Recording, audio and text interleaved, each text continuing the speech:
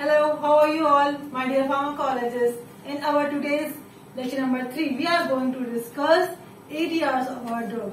Before discussing this drug, do subscribe my channel. You are watching Deaf Pharmacology with Dr. Sidra Zubair. Adverse drug reaction बहुत सारे हैं. As usual हमें पता है कि क्योंकि सारी ड्रग्स सीएनएस रिलेटेड है तो साइड इफेक्ट्स भी उतने ही ज्यादा होंगे. उसको हमने पहले कंपाइल किया है दो तरीके में. कुछ साइड इफेक्ट्स जो है वो बहुत सारी ड्रग्स के सेम है, उसको हम डिस्कस कर लेंगे, और कुछ ही अपनी यूनिक साइड इफेक्ट हम उसको भी डिस्कस करेंगे. सबसे पहले हम बात करते हैं कार्डिक डिप्रेसेंट की. कार्डिक डिप्रेसेंट हमें पता है क्योंकि हम सोडियम चैनल्स को ब्लॉक कर रहे हैं. सोडियम चैनल और कैल्शियम, सोडियम और कैल्शियम इंपॉर्टेंट है कार्डियक की एक्टिविटी के लिए. अगर वही ब्लॉक हो जाएगा तो कार्डियक डिप्रेस हो सकता है.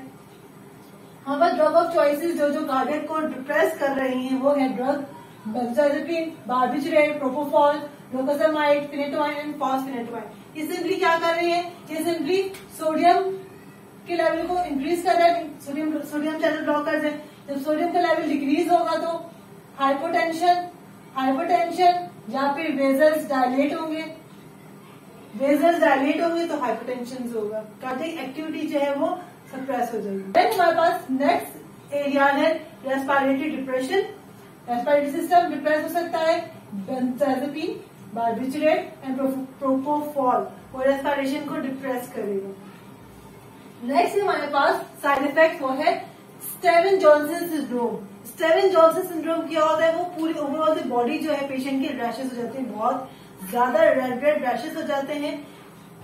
कार्बामेजेपिन कॉज करता है, इथोसेसामाइड, लेमोट्रिग्रीन, फिनेटोइन एंड फॉस्फेनेटोइन. ये क्या कॉज करेगा, स्टेवन जॉनसन सिंड्रोम. नेक्स्ट है हेपेटोटॉक्सिसिटी. क्योंकि सारी ड्रग मेटाबोलाइज होती ही लिवर से है तो फिर वो हेपेटोटॉक्सिसिटी जो हमारे AST ALT लेवल है उसके लेवल्स को बढ़ाती है और वो लिवर को डैमेज कर सकती है. कौन कौन सी ड्रग लिवर को डैमेज करेगी, वेल्पेरोएट, कार्बामेजेपिन, फिनेटोइन, फॉस्फेनेटोइन एंड फेल्डामेड. ये जो है हेपेटिक या फिर लिवर फेलियर कॉज कर सकता है. नेक्स्ट साइड इफेक्ट हमारे पास फॉलेट एब्जॉर्प्शन. हमें पता है कि ड्यूरिंग प्रेगनेंसी फॉलेट बहुत ही इंपॉर्टेंट होता है. अगर फॉलिक एसिड का लेवल कम हो जाए तो फीटस में न्यूरोलॉजिकल प्रॉब्लम्स आ सकती हैं. तो कौन कौन ड्रग, वेल्पेरोएट, कार्बामेजेपिन, फिनेटोइन, फॉस्फेनेटोइन, ये फॉलेट की एब्जॉर्प्शन को ऑल्टर करती है. रेटिकुलर एक्टिविटी बहुत ही इंपॉर्टेंट है. रेटिकुलर एक्टिविटी में रेटिकुलर जो ब्रेन का सिस्टम, रेटिकुलर फॉर्मेशन है वो क्या करता है, वो चीजें सेंस करता है, हाइपोथैलेमस के पास लेके जाता है, वो बताता है कि फर्दर प्रोसेस क्या करना है. ऑलराइट, तो अगर रेटिकुलर एक्टिविटी ही इनहिबिट हो जाएगी तो पेशेंट पूरी कंफ्यूज हो जाएगा, उसको पता नहीं होगा कि नेक्स्ट स्टेप क्या लेना है उसको. तो कौन कौन सी ड्रग, बेंजोडाइजेपिन, प्रोपोफॉल, बार्बिटरेट, वेल्पेरोएट, टोपिरामाइड एंड कीटामाइड, ये जो है इनहिबिट करता है रेटिकुलर एक्टिविटी. इसके अलावा प्रोपोफॉल और बार्बिटरेट जो है वो सेडेशन भी कॉज कर सकता है. अच्छा, इसके अलावा नेक्स्ट हमारे पास cytochrome 450 inducer and cytochrome 450 inhibitor. Cytochrome 450 बहुत ही इंपॉर्टेंट एंजाइम है, लेकिन कुछ ड्रग लाइक कार्बामेजेपिन, फिनेटोइन, बार्बिटरेट क्या करते हैं, साइटोक्रोम 450 एंजाइम के लेवल को बढ़ा देता है.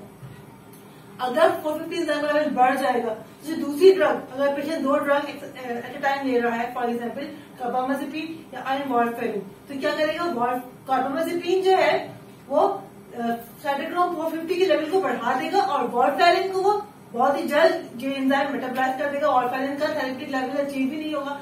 थेरेप्यूटिक लेवल अचीव नहीं होगा तो फिर वो अपना थेरेप्यूटिक एक्टिविटी परफॉर्म नहीं करेगा.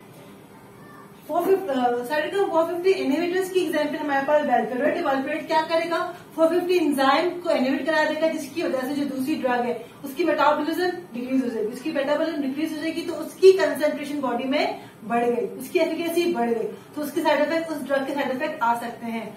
नेक्स्ट हमारे पास एटैक्सिया कहते हैं इम्प्रॉपर या मतलब जो मूवमेंट होती है पेशेंट्स की वो आउट ऑफ कंट्रोल हो जाती है. तो एटैक्सिया में हमारे पास वेल्पेरोएट, कार्बामेजेपिन, फिनेटोइन, फॉस्फेनेटोइन, गाबापेंटिन और प्रीगाबेलिन जो है वो एटैक्सिया कॉज करता है. देन लास्ट मतलब कंबाइंड साइड इफेक्ट्स में हमारे पास लास्ट है ड्रेस सिंड्रोम. ड्रेस सिंड्रोम क्या होता है, ड्रेस सिंड्रोम में इजिनोफिल का लेवल इंक्रीज हो जाता है, फीवर होते हैं, इसके अलावा रैशेज होते हैं, कौन कौन सी ड्रग रेस्ट सिंड्रोम कॉज करती है? Carbamazepine, phenytoin, fosphenytoin and phenobarbital. अब हम बात करेंगे specific areas of specific drugs. Number 1 valproate, sodium channel blockers. हमारे पास कौन कौन से हैं? वेल्प्रोएट है, फेनेटोइन, फॉस्फेनेटोइन, टोपरामेट, लैमोट्रिप्टीन, कार्बामाजेपिन, फेल्डामेट, ये सब सोडियम चैनल ब्लॉकर्स है। इनके साइड इफेक्ट्स क्या है? वेल्प्रोएट का साइड इफेक्ट है pancreatitis, inflammation of pancreas, then leukopenia, hepatotoxicity क्या है? डिक्रीज लेवल ऑफ WBCs, एक ग्रेनुलोसाइटोसिस, हिपेटोटॉक्सिसिटी में अमोनिया का लेवल इंक्रीज हो सकता है। इसके अलावा थ्रोम्बोसाइटोपेनिया मींस प्लेटलेट के लेवल डिक्रीज होगा। नेक्स्ट अब फेनेटोइन, फॉस्फेनेटोइन में इसके एरियाज स्पेसिफिक एरियाज है हमारे निस्टैग्मस, ल्यूपस इंजिवल एंड हिस्टोसिस। निस्टैग्मस कहते हैं पेशेंट की जो आई मूवमेंट होती है वो कंट्रोल में नहीं होती है। हमें पता है कि आईज को हमारे कंट्रोल में होती है, हमें इधर मूव करना, हम इधर मूव कर ले, हमें इधर मूव करना, हम इधर मूव कर ले आई बॉल्स को। लेकिन जो पेशेंट जब फेनेटोइन फॉस्फेनेटोइन ले चुके होते हैं तो उसका एरिया कुछ पेशेंट्स में होता है कि उनकी eye movement, eye ball movement उनकी कंट्रोल में नहीं होती है। उस कंडीशन को हम कहते हैं nystagmus. And then lupus gingival जो होता है वो inflammation of gums.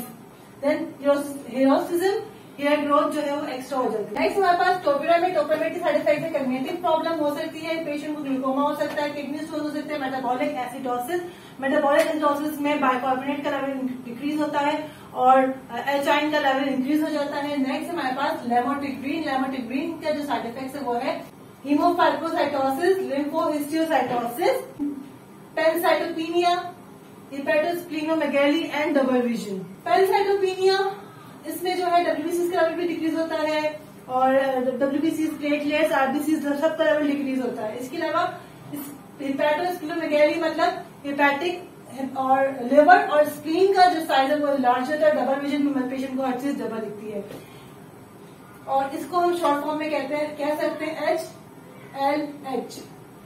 Severe systemic inflammatory syndrome है, ये फैटल भी हो सकता है। नेक्स्ट ड्रग है कार्बामाजेपिन, कार्बामाजेपिन का साइड इफेक्ट है वो सप्रेस करता है बोन मैरो को, एप्लास्टिक एनीमिया हो सकता है। इसके अलावा वो ट्रिगर करता है पोस्ट पिट्यूटरी को, इट्स मीन की एजीज के लेवल जो है वो डिक्रीज होगा। लेवल इंक्रीज होगा तो वाटर रीअब्जॉर्प्शन होगी और सोडियम का जो लेवल है, सोडियम आयन का लेवल वो डिक्रीज होगा। इसके अलावा नेक्स्ट है फेल्डामेट, फेल्डामेट का जो साइड इफेक्ट वो है एप्लास्टिक एनीमिया।